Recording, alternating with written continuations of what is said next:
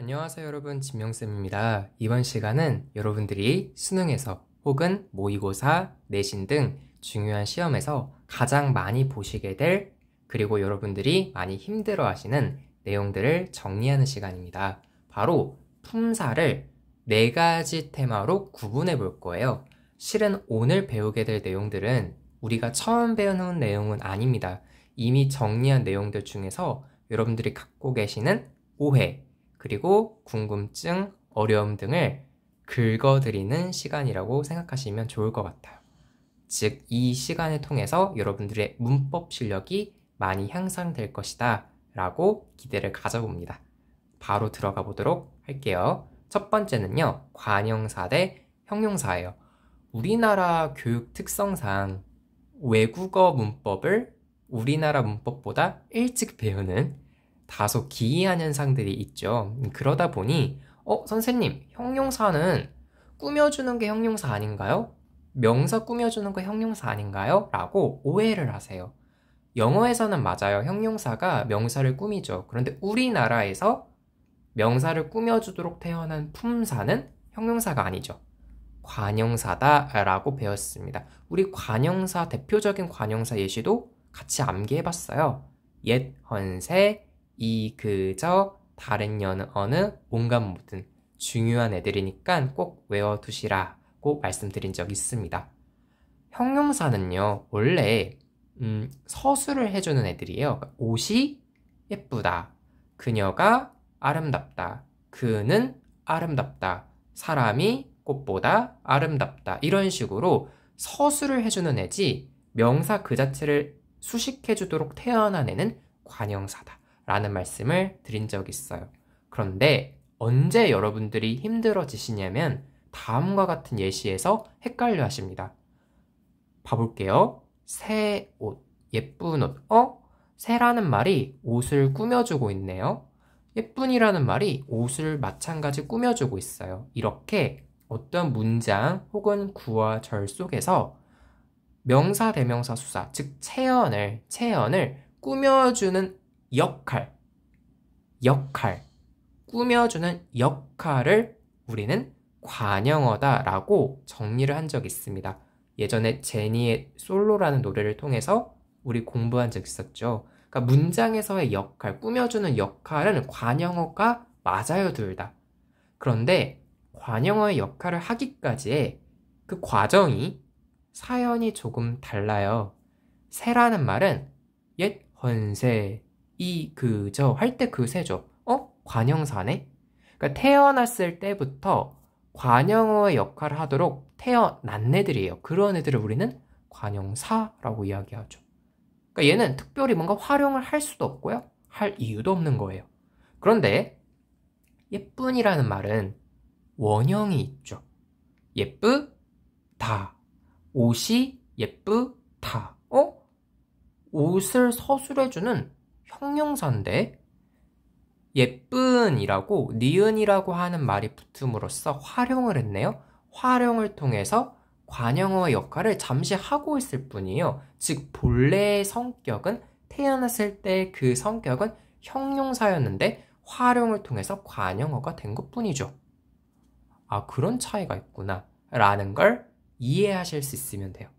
괜찮을까요? 아, 그냥 봤을 때는 둘 다 똑같이 그냥 꾸며주네? 라고 할 수 있지만 맞아요, 꾸며줍니다. 관형어예요. 공통점이죠. 근데 문장 성분, 즉 문장에서의 역할은 동일하지만 품사는 여전히 다르다라는 겁니다.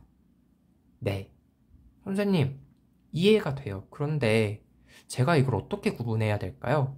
꼭 이거 말고 다른 예시가 나올 수도 있잖아요 라고 하신다면 우선 첫 번째, 대표적인 관형사는 꼭 암기해 두세요. 제가 저번에 말씀드린 옛헌세, 이그저, 다른 여느, 어느, 온갖 모든, 얘네들을 일단 암기해 두시고 하나 더 팁을 드리면 관형사는 활용이 안 되죠.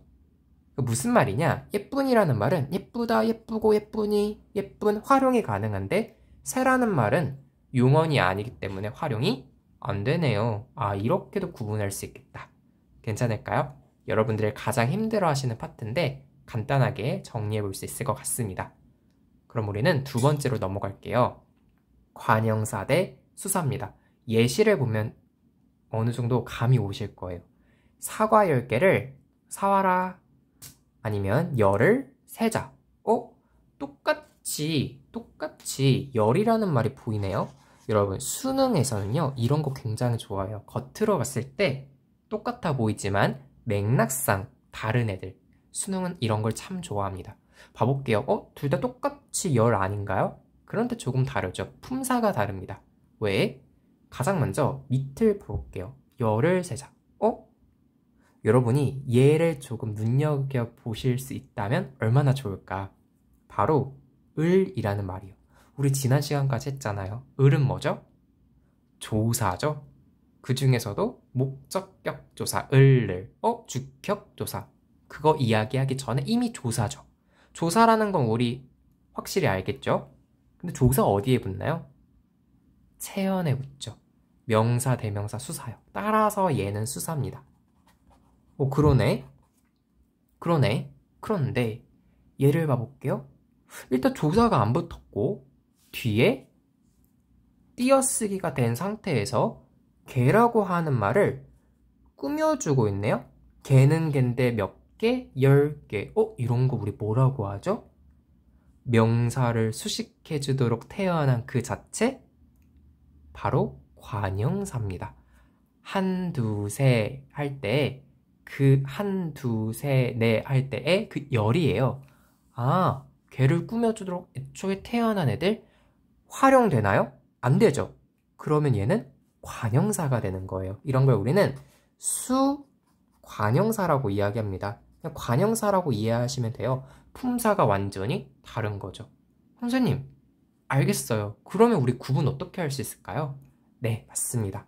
수사는 체연이기 때문에 반드시 뒤에 조사가 붙겠죠. 물론 조사가요, 격조사인 경우에는 생략될 수도 있어요. 그런데 문제상에서 물어볼 때는 주로 생략하지 않아서 여러분들이 보다 확인하기 쉽게 문제를 내겠죠. 아니면 띄어쓰기가 되어 있네? 띄어쓰기가 돼서 꾸며주도록 하고 있잖아. 활용은 안 되던데? 그럼 관형사네 라고도 정리하실 수 있겠습니다. 즉, 띄어쓰기와 조사의 유무를 가지고 우리는 관형사와 수관형사를 구분할 수 있는 거예요. 단골 소재입니다. 꼭 정리하세요. 세 번째는 이름부터 당연히 중요할 것 같아요. 왜냐면 동사, 형용사는 모두 용언이니까요. 둘 다 공통점이 활용을 한다는 공통점이 있는데 어떻게 구분해야 될까? 일단 동사라고 하는 건 뭔가 동작인 거고 달리다 이런 거요. 형용사는 어떤 성격이죠. 성질, 아름답다, 이쁘다 이런 식으로요. 그런데 우리는 일반적으로 모국어이기 때문에 어느 정도 구분이 가능한데요. 구분이 조금 힘든 예시들이 가끔 출제가 되죠. 가령 밑에 제가 예시로 들어드린 늙다와 젊다요. 선생님, 늙다랑 젊다 둘 다 형용사 아닌가요? 뭔가 형용사 같은데요? 아닙니다. 둘 중 하나는 동사예요. 그 구분 기준을 말씀드리려고 합니다. 가장 먼저 가장 여러분이 많이 활용하실 구분 기준은요. 현재형 어미 사용이 가능하냐예요. 무슨 말이냐? 말이 조금 어렵죠? 이런 겁니다.